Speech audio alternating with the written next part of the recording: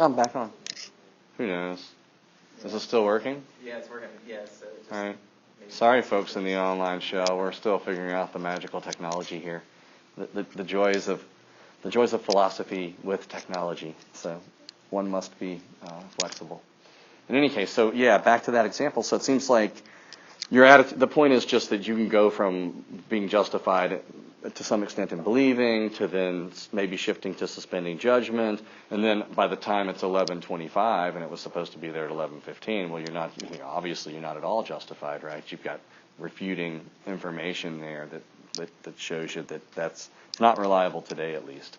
So the point is just that you can, and we would like our epistemic principles to reflect the fact that we often need to update and change our beliefs in light of new information.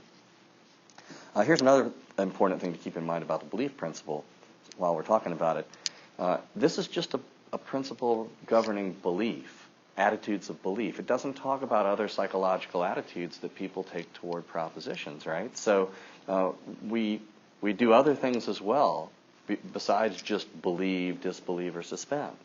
We hope, we fear, we desire, we wish, right? And on and on and on with the entire inventory of these psychological attitudes or intentional attitudes. So, and what's interesting is that these things can kind of butt up against each other. So suppose I've got an important outside party plan for Saturday, and I'm looking at the weather forecast, right? And it says, horrible rain for Saturday. And all the different meteorologists are sort of saying the same thing. The weather folks on TV. If that's all the information that I've got, and I've got this big, it's a wedding or whatever, right? What should I believe about the weather on Saturday? Well, probably should believe that it's probably going to rain. I mean, it's the weather, so you know how it is. Give it 5 minutes, it'll change. But it seems like in that situation, based on the information available, I should believe that it's probably going to rain on Saturday. But that doesn't keep me from hoping that it won't, right? Likewise, you might believe one thing but fear its opposite, or believe one thing and desire some other thing, right, to be the case. So these psychological states that one can take with respect to a statement or a proposition are different. And they don't always follow suit, and that's an important thing to keep in mind. So you can change your mind over time, and you can hold various attitudes toward a proposition independent of what you might believe about that statement. All right, so to the last part here, evidentialism. I'll say a little bit about it. Feldman will develop the view in more detail, I think, in Chapter 4. Where we talk about evidentialist approaches to epistemic justification, namely foundationalism and coherence theory. But here's the idea. So you're wondering, do we have a principle that tells us what we ought to believe, right? Some sort of normative principle, not just a descriptive principle. So the belief principle describes your options, believe, disbelieve, and suspend. But which one should I do? That's often what we really care about, right? I mean, we want part of what we're doing here is to have this be action guiding, right? Because most of us want to know in a given situation, okay, great, these are my options, but what's the right one? Which one? Is there a right one? How would I know? Which principle would tell me? Evidentialism is one way of spelling this out, trying to sort of answer the question. And what it says roughly is this, that what you're justified, and I'm going to say some stuff about different senses of justification. What you're justified in believing with respect to a proposition at a given time is what's supported by your total evidence concerning that proposition at that time. And think about it for a second.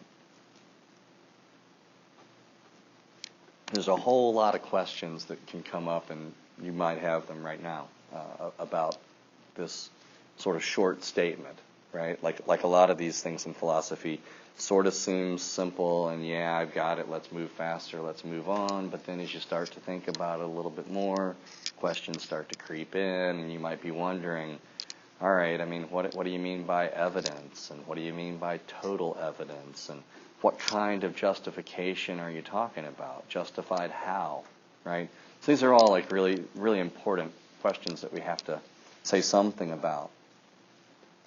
So to the first thing, I guess, what kind of justification are we talking about? Well, throughout the semester, I won't always take the time to say it, but I'm talking about epistemic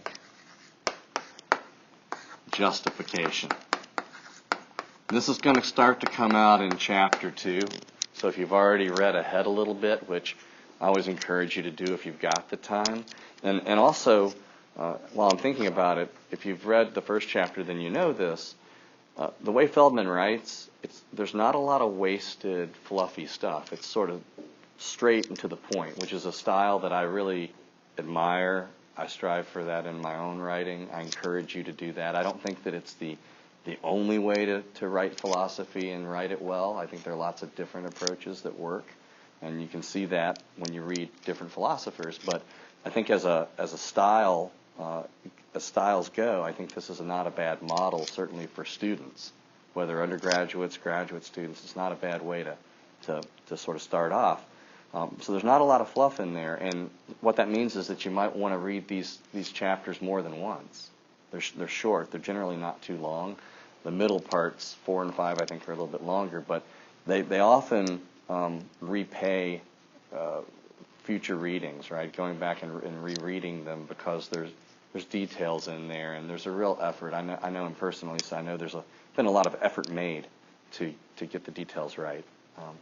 So in any case, epistemic justification, what is it? Well, obviously the modifier there, epistemic, has to do with epistemology, our subject matter, right? Which episteme is the Greek root there for knowledge, right? So presumably it's the kind of justification that's required in order for a person to have knowledge, right? You might say, okay, well, great. I mean, I didn't know there were other kinds of justification. Well, yeah.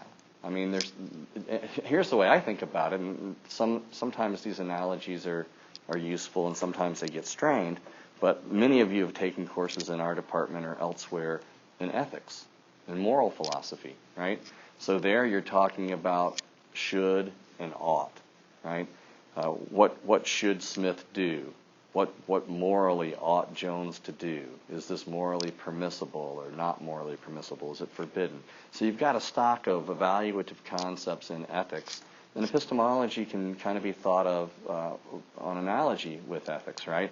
So in the same way that there are different senses of what you should do, there are different senses, I think, of what you should believe. Or at least the question, what should I believe, is one that's ambiguous, right? It depends in part on what sense of should you have in mind, right? So there's the moral sense of what you ought to do from the standpoint of morality. There's the legal sense of what you ought to do from the standpoint of what the law is, right? There's the practical, prudential, self-interested notion of what you ought to do from the standpoint of whatever is going to benefit you the most, what's in your best interest, right? And presumably there'd be other senses as well. Maybe there's a fiduciary obligation, right? You have an obligation to the financiers or to the stockholders to maximize profits. That's a kind of obligation that gets discussed sometimes, right? So there are these different senses of obligation when it comes to action, behavior.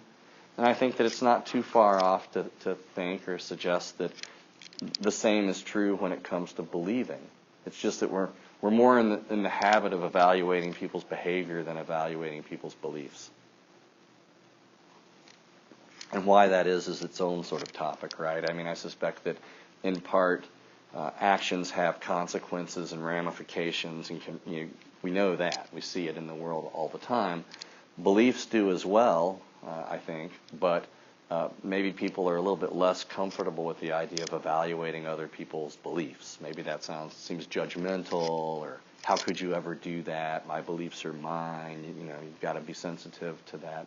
So there's lots of issues there that are fun to think about. But in any case, if you buy the idea that we've got these different senses of obligation when it comes to action, and we evaluate each other's behavior from these different standpoints, then it's not such a stretch to think that we also can evaluate each other, ourselves and each other, when it comes to the propriety of holding certain beliefs, right? Now you may say, look, I think Smith's belief that P is not epistemically justified. But I understand why Smith holds that belief. Because maybe Smith's your best friend, and you and your best friend just disagree a lot all the time. But it's well intentioned, and it's civil, and you get along, right? At the end of a big disagreement, you go to the bar together or whatever, right? So, in any case, the kind of justification that we're going to be concerned with is epistemic justification, and I'll often just drop the modifier epistemic and just talk about justification or justified belief. But presumably, there are other kinds of justification for belief besides just the epistemic sort. So what would be another sort of justification that a belief could enjoy? Anybody got a proposal? There's one kind of pretty obvious one, I think. Yeah, you want to say some more, Derek? Self-justification. Yeah, so like what would that be like? Sort of like the self-interested kind of thing, like with action, like what's in your self-interest behaviorally? Also with self-interest, the person has self-interest, they kind of reject what is morally correct sometimes. Could, right? Could, yeah. Yeah, I mean, I think that's a great example. Thank you, I appreciate it. Yeah. So I mean, to use again, kind of an analogy that gets played out a lot. We're coming up. Oh yeah, Anthony. Oh, you want to add another one? Yeah. Yeah. What's another one?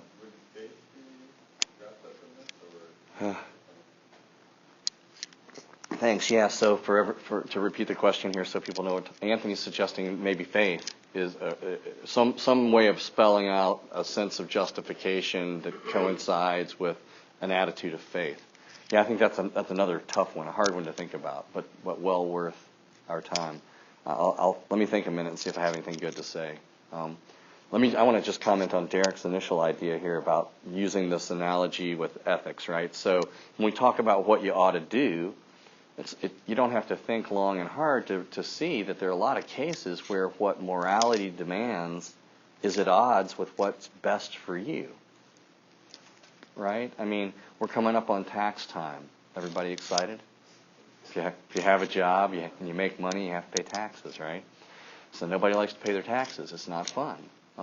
So consider this. Suppose that now, because it's taxes and there's even debate about the morality of that, maybe I'll just make it about the legal sense of what you ought to do, because there'll be folks that'll say, well, I reject the idea that I'm morally obligated to, follow the government when it comes to various things, including taxes. So let's just make it a legal matter, right? So there's what you legally ought to do, and then there's what, from a self-interested standpoint, from a merely self-interested standpoint, you ought to do. So assuming that legally I'm obligated, right, to pay my taxes, then I ought to pay my taxes. Get a tax bill for $3,200. I got to write the government a check. But suppose that I'm struggling, and $3,200 is a lot of money for most folks, right? I mean, that would really help me out. I would benefit a lot more from that $3,200, let's suppose, than the government, in quotes, right? That entity would from my little $3,200, because that's a drop in the bucket compared to the revenues, overall revenues they're going to collect. So you might think, well, look, I mean, here's a clear-cut case where what you legally are obligated to do conflicts with what is in your rational self-interest. Now, when you add to that the fact that you're very unlikely to get caught, right? So suppose you're doing the risk-reward calculation, and you know that while sometimes people get caught, people get audited, that it's unlikely that if you're waiting tables and that's your primary source of income, right, you make $24,000 a year, that you're going to be the subject of an audit, let's suppose. They're going to audit Donald Trump or Bill Gates or somebody who's making tons of money. So the chance that you could get away with it, let's suppose that's pretty high. Well, now it even, from a self-interested standpoint, it starts to make the case that, well, hey, I'm better off if I just don't pay my tax bill, right? Now, I'm not suggesting, let me be clear, I'm not suggesting that you shouldn't pay your taxes. We're talking about the legal sense of what you ought to do and the self-interested sense of what you ought to do. I've left the moral sense out of the picture for this example, right? My advice is to follow the law, pay your taxes. Similarly, though, we can come up with cases like this when it comes to belief, right? And Feldman talks about this at one point later on. I think this is in maybe chapter 4, chapter 3. We'll see. But in any case, this idea that sometimes what you're epistemically justified in believing is at odds with what you might be justified in believing in some other sense of the word justified. So what would one of those senses be? Well, Derek's proposal is, well, maybe there's an analog here with a self-interested justification for believing, right? So believing something based on whether or not it'll benefit you to believe it. So certain beliefs are beneficial, right? And we can't deny that. I'm sure studies confirm this, right? I don't know the empirical literature from cognitive science and psychology as well as I would like, but you can find examples out there of cases where having certain beliefs benefit folks a lot. So maybe being slightly overconfident, having a slightly higher overall opinion of oneself is beneficial if you're getting ready to go on a job interview, right? So you're thinking about this job interview, and you can go in and be just slightly overconfident, or you can go in and be kind of not very confident, feeling a little timid. I'm not sure. Maybe I'm not the best person for this. The other people in the waiting room seem really like they might be more into it than me. Or, right down the middle, have the exact appropriate level of confidence in oneself and abilities. Suppose it turns out that being slightly overconfident actually benefits you in the sense that if you were to do that, more often than not, you'd be a better candidate for the job. You'd get a call back, or you'd get a third interview, or whatever it is, right? We know that coming in acting like you're not very confident and being self-deprecating and whatnot, right? That's not going to help. That's not going to stand out in a job interview in a positive way. Nevertheless, you're not epistemically justified in believing that you're better than you are, right? So this notion of epistemic justification is the one that's tied to what our main concern is, which is under what circumstances does a person have knowledge, right? So there can be cases where what would benefit you the most to believe is at odds with what the epistemologist, let's say, would say you're justified in believing. Other kinds of cases, a little bit darker cases. Suppose that, unfortunately, you're diagnosed with a horrible illness, and based on all the scientific evidence, the likelihood that you'll survive another 6 months is very low, less than 50%. None of us would want to get that news. That would be devastating, right? And given that most of us would want to beat the odds, be an outlier, it's understandable that believing that you're going to survive, let's say, to a year, it's on your birthday, you're going to see your next birthday. That's something I think we can all understand. And suppose that studies even show, as I suspect they might, that you do get a certain bump up. You do get a certain benefit as a result of having a positive attitude, because we know that makes a difference.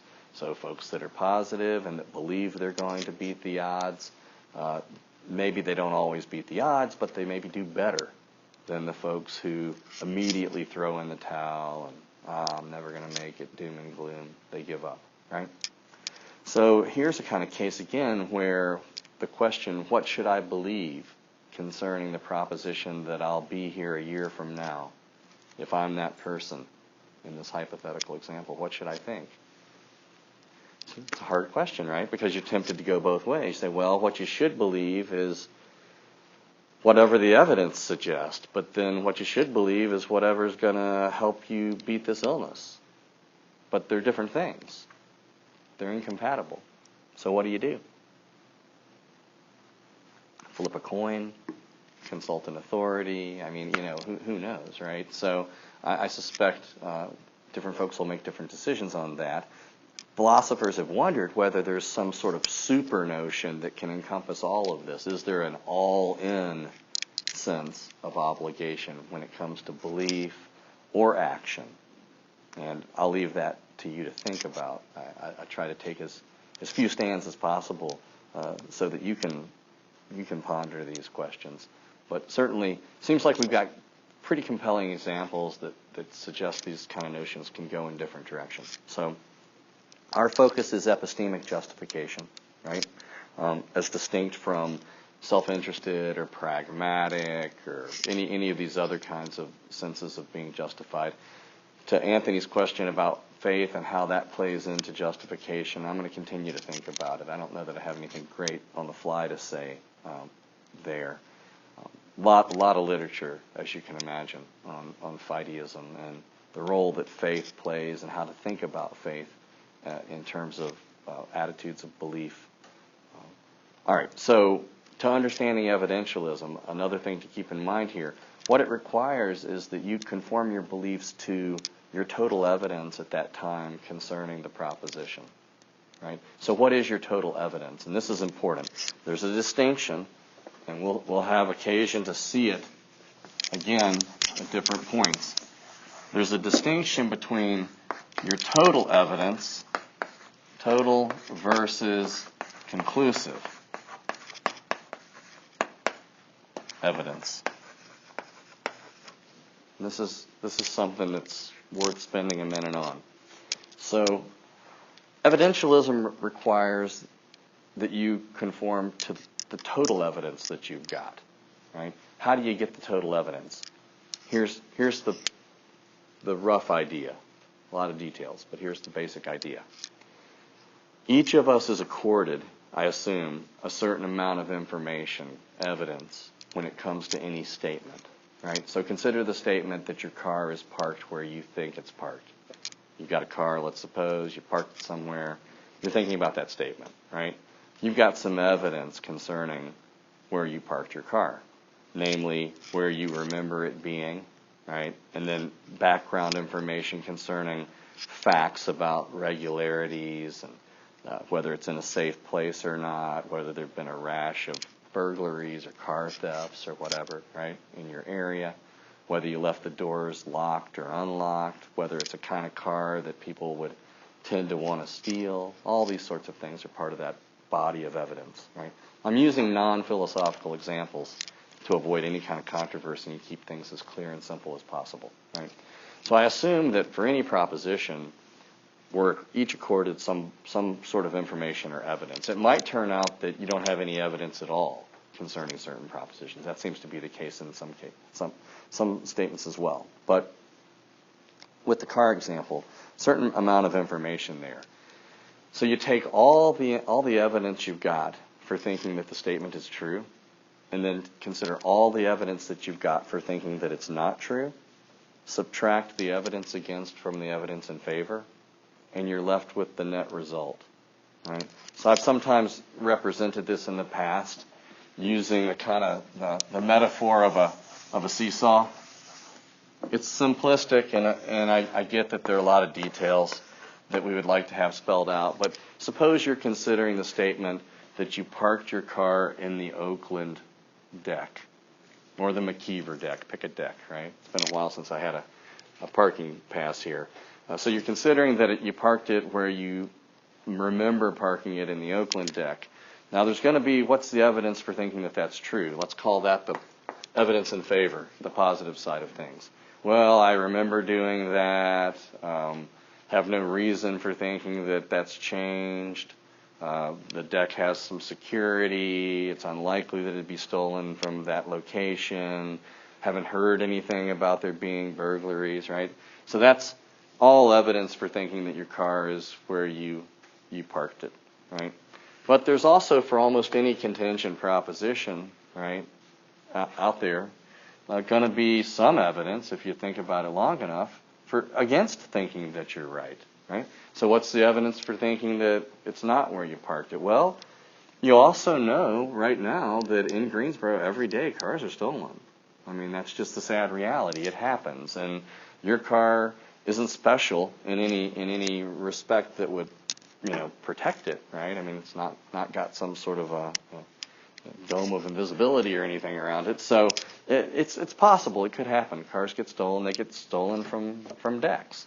So that, together with, again, just background information about statistics, suppose that car thefts have been on the rise for the past year, 6 months. There's been a rash of, these things in the area. So you've got some evidence for thinking that it's true, that it's parked in the Oakland deck. You've got some evidence or some reasons, some arguments, right? All that's just, I'm using that language interchangeably, for thinking that it's not true.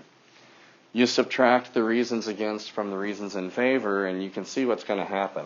The weight of reasons here is going to sort itself out. Now, again, this isn't the mathematicalized version of this, right? We're not trying to, there are folks that are hard at work trying to figure out, okay, can we make this a formal model? Can we figure out how to assign the weights and how to actually crank through the numbers part of it? But for our purposes, this is enough to give you the general picture. When you do this figurative subtraction, this weighting, right, subtracting reasons against from reasons in favor, there's only 3 ways it can turn out.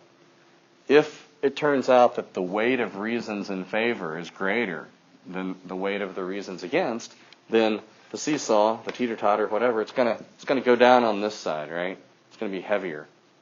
Again, a kind of metaphor. And so according to evidentialism, you ought to believe that your car is parked in the Oakland deck.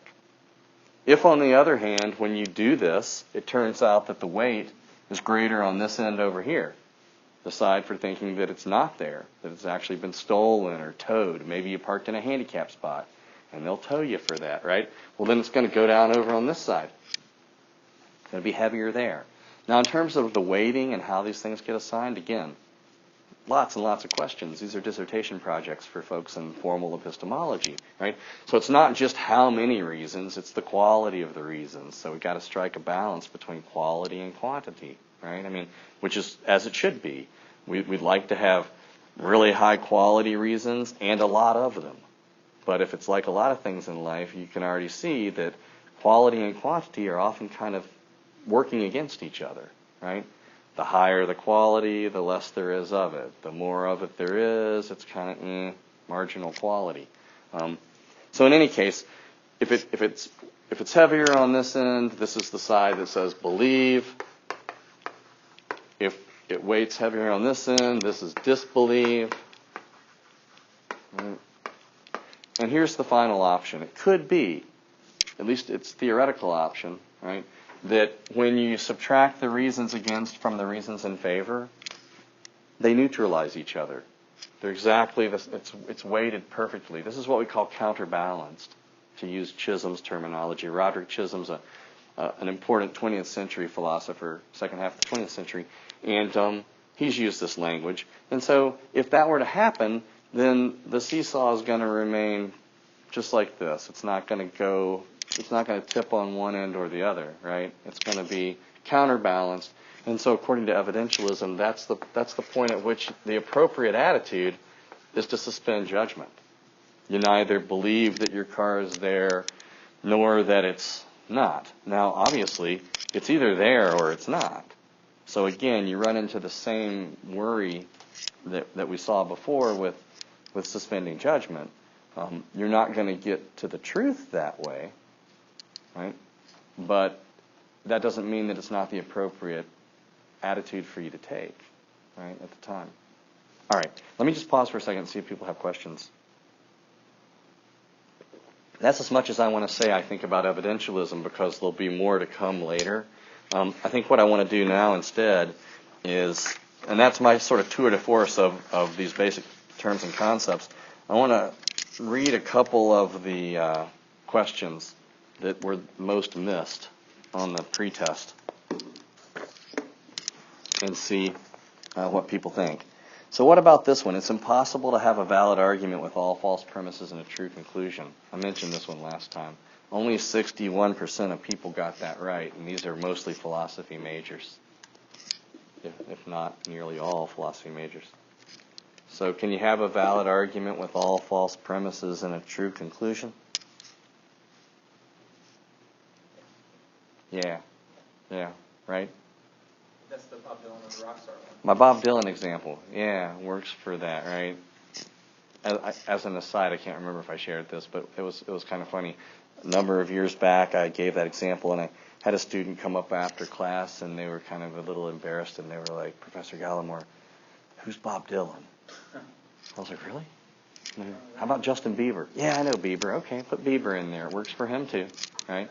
So, all women are rock stars. Justin Bieber's a woman, therefore Justin Bieber's a rock star, right? It's got all false premises and a true conclusion. And again, in your mind, having to make that disconnect between, the hypothetical nature of the connection between the premises and the conclusion and the actual truth values of these things in the world. And I find over and over, even with students that have kind of gone up through the ranks in philosophy courses, that it's easy to get kind of sidetracked, right, and think, get kind of mixed up on this, because I think there's a sort of temptation we all have to be preoccupied with the actual, right? That's for obvious reasons. That's our day-to-day concern. But remembering that whether an argument is valid or not is a function of the hypothetical connection between the premises and the conclusion is pretty crucial to not getting tripped up. Here's another one. All valid arguments have true conclusions. 50% of people got that one wrong. Yeah, I know, right? I mean, all people have wings. Mickey Mouse is a person. Mickey has wings. All false premises, false conclusion, great valid argument. I mean, great in the sense that, it works. It demonstrates the point. So, again, don't be lulled into thinking just because the question has a positive sounding word like valid in it that there couldn't be anything false, lurking nearby.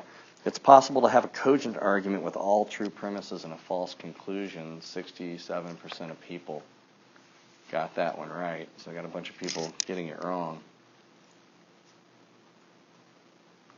So the cogent arguments are the ones that are not valid, but they are such that if the premises were true, then the conclusions would probably be true. These are our inductive arguments, right? And we know that one of the things about induction, of course, is that you can have a mountain of evidence and still turn out to be wrong, right? I mean, if you're, the first crow is black, the second crow is black, the third crow is black. What about the millionth crow that you haven't observed yet? You're speculating about its color. What do you think? Well, it's reasonable to believe that the next one that's heretofore unobserved, it's going to be black too. But it doesn't have to be that way. This is Hume's point, right, with the sun rising tomorrow sort of argument. So, yeah, you can have a cogent argument with all true premises and a false conclusion, and the reason why is in short, because induction is not deduction. Right? Another one here, pretty low score. It's possible for a cogent argument to be sound. I suspect that the reason a lot of people miss this is just not being familiar with what I meant by cogent. So can't have a sound cogent argument because sound arguments are by definition deductive arguments. This is kind of scary though. 56% of people got this one right. So that's a lot of folks missing it. Consider and characterize the following argument. All basketball players are tall. Bill is tall, therefore Bill's a basketball player. And your choices are valid, cogent, or ill-formed. Should be ill-formed, right? I mean, clearly it's not a valid argument because you're essentially affirming the consequent. You can't do that, right? It doesn't say that Bill's a basketball player. It just says he's tall and then tries to infer that he's a basketball player. So be aware of the ordering of these things. And this is one that there might be more discussion of, and it's worth our time. A statement can be true for one person but not true for another person. About 40% of folks said that that's true. So, well, I mean, and again, and this goes for folks, everybody in class and online. Keep in mind that these principles that I've sort of been going over, if you don't personally believe them or you don't find them compelling, that's okay. I mean, you're free to, it's not like you're signing any kind of, contract here. In fact, I encourage you to challenge them and think about them and for yourself. But for the purposes of doing well in the course on the graded material, I encourage you to also sort of understand how I'm understanding them so that you can do well. If in your own personal reflection you decide that you just don't believe this stuff or you think that things can be true for different people, and that means something other than just that different people have different beliefs, then that's okay. I think what I said last time is that, I think for cases where you think something's true, a statement's true for one person, but it's not true for another person, the same statement, I think a better way of dealing with that is just to say, well, the first person believes it and the second person doesn't believe it. Because then we have a disagreement about belief and not a disagreement over truth, right? Because if you think that it could literally be the case that it's true and it's not true at the same time, right, then you're going to violate the one truth value principle, the principle of non-contradiction. And that's a big one to have to give up, right? How about this one? If an argument has all true premises and a true conclusion, it must be valid. Half the class missed that one. And that wasn't something that had to do with unfamiliar terminology. So I suspect people were just reading it quickly there. Notice that, here's an argument that has all true premises and a true conclusion. Today is Tuesday. This is Philosophy 319. Therefore, Donald Trump is president. It's like they're all true statements, right? They're completely disconnected from each other. They have no bearing on one another. But it is an argument because it has at least one premise and at least one conclusion. So, again, just reading the questions. And these questions weren't designed to be nitpicky or tricky. I think sometimes people think, that's just Rick being Rick or whatever. That's really not my goal. But I do think, especially since we got a lot of folks interested in taking the LSATs, right, going to law school, paying attention to the details and the wording, it makes a difference. All cogent arguments are invalid. It looks like a lot of people missed this one. All cogent arguments are invalid because if they weren't invalid, they'd be valid. They'd be deductive arguments, but they're not ill-formed. They're still on the side of being structurally, formally good because we need inductive reasoning and deductive reasoning to make the project work. Inductive reasoning is reasoning that makes use of valid forms. 44% of people missed that one. All circular arguments are valid, although they're not strong. Half the class missed that. All circular arguments are valid, right? Take your favorite circular argument. Here's an easy one. Again, this is a kind of tedious little point, but some of the discussion involved questions of circularity, right? Whether or not you can defend the standard sources or the basic sources in a non-circular way. So thinking about circularity, here's the argument. Premise 1 and conclusion. P, therefore P. The argument's valid, right? Because if the premise is true, the conclusion has to be true because they're the same thing, right? But yeah, this is circular reasoning, and that's no good. So arguments like this are never going to justify you in believing their conclusions, but not because they're formally bad. It's because another thing that we need in order to get justified in believing the conclusion is for the premises, for the reasons, to be different from the conclusion that they're supposed to support, right? Otherwise, we're not getting anywhere. What about, it's that time. Okay, so I'll end at this. Thanks, we'll pick back up next time.